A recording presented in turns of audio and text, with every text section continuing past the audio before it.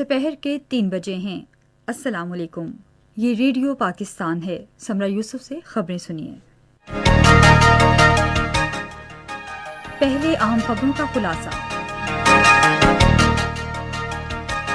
وزیر اعظم نے کہا ہے کہ حکومت بیرون ملک مقیم پاکستانیوں کو سرمایہ کاری کے لیے راغب کرنے اور ان کے سرمایہ کو محفوظ بنانے کے لیے اقدامات کر رہی ہے۔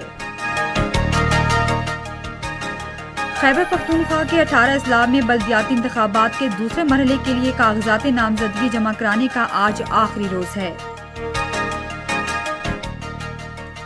اسٹیٹ بینک نے جرمنی اور پاکستان کے درمیان سفارتی تعلقات کے 70 سال مکمل ہونے پر یادگاری سکہ جاری کیا ہے۔ پاکستان نے سمجھوتہ ایکسپریس دھماکوں کے متاثرین کے لیے انصاف اور مجرموں کو انصاف کے کٹہرے میں لانے کے مطالبے کا اعادہ کیا ہے۔ بھارت کے غیر قانونی زیر قبضہ جموں کشمیر میں کل جماعتی حریت کانفرنس نے اقوام متحدہ سے مسئلہ کشمیر کے حل میں مدد فراہم کرنے پر زور دیا ہے۔ اور لاہور میں پاکستان سپر لیگ کے 7ویں ایڈیشن میں ملتان سلطانز اور کوئٹہ گلیڈیٹرز کا میچ جاری ہے، جبکہ دوسرا میچ لاہور قلندرز اور کراچی کنگز کے درمیان کھیلا جائے گا۔ اور اب خبروں کی تفصیل۔ وزیر اعظم عمران خان نے کہا ہے کہ حکومت سمندر پار پاکستانیوں کو سرمایہ کاری کی جانب راغب کرنے اور ان کے سرمایہ کو محفوظ بنانے کے لیے اقدامات کر رہی ہے۔ انہوں نے یہ بات آج اسلام آباد میں پاکستان ایسوسی ایشن کے ایک وفد سے گفتگو کرتے ہوئے کہی۔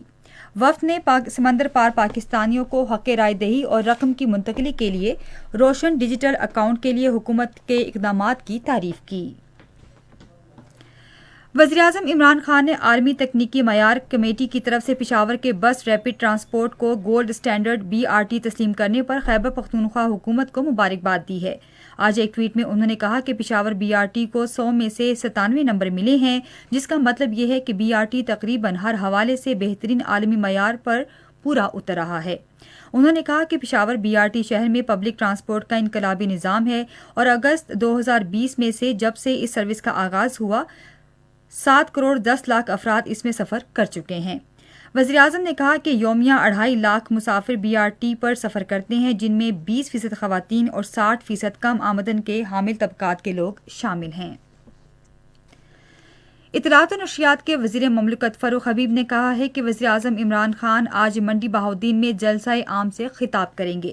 منڈی بہاؤالدین میں صحافیوں سے باتیں کرتے ہوئے انہوں نے کہا کہ یہ ایک تاریخی عوامی اجتماع ہوگا جس کے لیے تمام انتظامات کو حتمی شکل دے دی گئی ہے اور علاقے کے لوگ اپنے ہر دل عزیز رہنما عمران خان کا پرجوش خیر مقدم کرنے کے لیے تیار ہیں۔ انہوں نے کہا کہ منڈی بہاؤالدین سے ایک بڑی عوامی تحریک شروع ہوگی جو وزیر اعظم عمران خان کی سیاسی جدوجہد کے دوران دیکھی گئی تھی، جس میں انہوں نے بڑے بڑے جلسے کیے تھے۔ اطلاعات و نشریات کے وزیر مملکت فاروق حبیب نے کہا ہے کہ رواں مالی سال کے پہلے 6 ماہ کے دوران بڑے پیمانے پر مینوفیکچرنگ کے شعبے میں 7.4% ترقی دیکھی گئی ہے۔ آج ایک ٹویٹ میں انہوں نے کہا کہ یہ معاشی استحکام کی علامت ہے کہ انہوں نے کہا کہ بڑی صنعتوں کی پیداوار میں اضافے سے معاشی سرگرمیوں میں تیزی آتی ہے۔ وزیر اعظم عمران خان نے کراچی میں صحافی اطہر متین کے قتل کی شدید مذمت کی ہے۔ ایک بیان میں انہوں نے کہا کہ ہم غمزدہ خاندان کے غم میں شریک ہیں۔ وزیر اعظم نے متعلقہ حکام کو مجرموں کو انصاف کے کٹہرے میں لانے کے لیے بھرپور کوششیں کرنے کی ہدایت کی۔ اطلاعات و نشریات کے وزیر چودھری فواد حسین نے بھی اطہر متین کے قتل پر گہرے دکھ اور افسوس کا اظہار کیا۔ آج ایک بیان میں انہوں نے کہا کہ پاکستان پیپلز پارٹی کراچی میں امن و امان برقرار رکھنے میں ناکام رہی ہے۔ وفاقی وزیر نے کہا کہ کراچی کو محفوظ شہر بنانے کے لیے ٹیکنالوجی کا استعمال ناگزیر ہے۔ چودھری فواد حسین نے کہا کہ پاکستان تحریک انصاف کی حکومت صحافیوں کے تحفظ کے لیے کوششیں کر رہی ہے۔ بلوچستان کے وزیر اعلیٰ میر عبدالقدوس بزنجو نے کہا ہے کہ کوئٹہ شہر کی صفائی ستھرائی اور خوبصورتی کے لیے تمام دستیاب وسائل بروئے کار لائے جا رہے ہیں۔ پریس ریلیز کے مطابق وزیر اعلیٰ نے مقامی کونسل کے ملازمین کی تنخواہوں اور پینشنوں کی ادائیگی کے لیے فنڈز کے اجرا کی منظوری دے دی ہے۔ انہوں نے محکمہ خزانہ کو اس حوالے سے فنڈز فوری طور پر جاری کرنے کی ہدایت کی۔ خیبر پختونخوا کے 18 اضلاع میں بلدیاتی انتخابات کے دوسرے مرحلے کے لیے کاغذات نامزدگی جمع کرانے کا آج آخری روز ہے۔ الیکشن کمیشن کی ایک پریس ریلیز کے مطابق انتخابات میں حصہ لینے والے امیدواروں کی فہرست کل جاری کی جائے گی۔ کاغذات نامزدگی کی جانچ پڑتال اسی ماہ کے 21 سے 23 تاریخ تک کی جائے گی۔ پولنگ آئندہ ماہ کی 31 تاریخ کو ہوگی، جبکہ الیکشن کمیشن آف پاکستان سرکاری نتائج کا اعلان 4 اپریل کو کرے گا۔ ملک میں گزشتہ 24 گھنٹوں کے دوران کورونا سے مزید 33 افراد جاں بحق، جبکہ 2400 افراد میں وائرس کی تشخیص ہوئی ہے۔ National command and operation centre کے جاری کردہ اعداد و شمار کے مطابق 48,744 کورونا ٹیسٹ کیے گئے، جبکہ مثبت کیسز کی شرح 4.92% رہی۔ یہ خبریں آپ ریڈیو پاکستان سے سن رہے ہیں۔ اسٹیٹ بینک آف پاکستان نے آج اسلام آباد میں ایک تقریب کے دوران جرمنی اور پاکستان کے درمیان سفارتی تعلقات کے 70 سال مکمل ہونے پر 70 روپے کا یادگار سکہ جاری کیا ہے۔ سیکرٹری خارجہ سہیل محمود اس موقع پر مہمان خصوصی تھے، جبکہ جرمنی کے سفیر نے اعزازی مہمان کی حیثیت سے تقریب میں شرکت کی۔ سیکرٹری خارجہ سہیل محمود نے اپنے خطاب میں تجارت و سرمایہ کاری، توانائی، ماحولیات، تعلیم، سائنس و ٹیکنالوجی، دفاع اور سلامتی سمیت مختلف شعبوں میں پاکستان اور جرمنی کے درمیان تعاون کو اجاگر کیا۔ جرمنی کے سفیر نے اس اقدام پر حکومت پاکستان اور اسٹیٹ بینک کو سراہا۔ انہوں نے کہا کہ جرمنی اور پاکستان کے درمیان ترقیاتی تعاون کی طویل تاریخ ہے، جس کا تازہ ترین ثبوت جرمنی کے ترقیاتی امور کے نائب وزیر کا جاری دورہ ہے۔ واضح رہے کہ جرمنی اور پاکستان کے درمیان سفارتی تعلقات کا آغاز 15 اکتوبر 1951 سے ہوا تھا۔ پاکستان نے سمجھوتہ ایکسپریس دھماکوں کے متاثرین کے لیے انصاف کے مطالبے کا اعادہ کیا ہے، جس میں 44 پاکستانی شہریوں سمیت 68 بے گناہ مسافر جاں بحق ہوئے تھے۔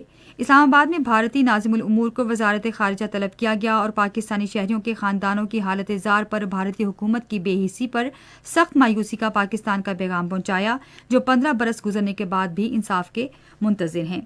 بھارتی سفارتکار کو مزید کہا گیا کہ ہندوتوا، انتہا پسندی اور سیفرون کی دہشت، جس نے 15 برس قبل غیر انسانی حملے پر مجبور کیا، بھارت میں موجودہ حکومت کے تحت شدت اختیار کر گئی ہے۔ بھارتی ناظم الامور سے کہا گیا کہ راشٹریہ سوئم سیوک سنگھ کے کارکن سوامی آئی سی مان سمیت بدترین دہشت گرد حملے کے تمام ملزمان کی شرمناک بریت اور معافی کے حوالے سے بھارتی حکومت کو پاکستان کی بھرپور مذمت پہنچائی جائے۔ بھارتی ناظم الامور سے کہا گیا کہ سمجھوتہ ایکسپریس دہشت گرد حملے کے منصفانہ ٹرائل، اس کے منصوبہ سازوں اور حوصلہ افزائی کرنے والوں کو انصاف کے کٹہرے میں لانے کا پاکستان کا مطالبہ بھارتی حکومت کو پہنچایا جائے۔ ایک بیان میں دفتر خارجہ کے ترجمان نے بھارت پر زور دیا کہ بھارت دہشت گردی کو ریاستی پالیسی کے ہتھیار کے طور پر استعمال کرنے کا سلسلہ بند کرے اور دہشت گردی سے نمٹنے کے حوالے سے عالمی قانون نظام کے تحت اپنی ذمہ داریاں ایمانداری سے پوری کرے۔ بھارت کے غیر قانونی زیر تسلط جموں کشمیر میں کل جماعتی حریت کانفرنس کے جنرل سیکرٹری مولوی بشیر احمد عرفانی نے اقوام متحدہ کے سیکرٹری جنرل اینٹونیو گوتریس پر زور دیا ہے کہ وہ مسئلہ کشمیر کے حل میں مدد دیں اور بھارتی قابض فورسز کی طرف سے کیے جانے والے مقبوضہ علاقے میں ماورائے عدالت قتل، بلا جواز گرفتاریاں اور انسانی حقوق کی سنگین خلاف ورزیاں روکنے کے لیے بھارت پر دباؤ ڈالیں۔ انہوں نے سری نگر میں جاری ایک بیان میں نام نہاد اسٹیٹ انویسٹیگیشن ایجنسی اور دیگر تحقیقاتی اداروں کی طرف سے بلا جواز گرفتاریوں میں تیزی اور سیاسی کارکنوں کے گھروں پر چھاپوں پر شدید تشویش کا اظہار کیا۔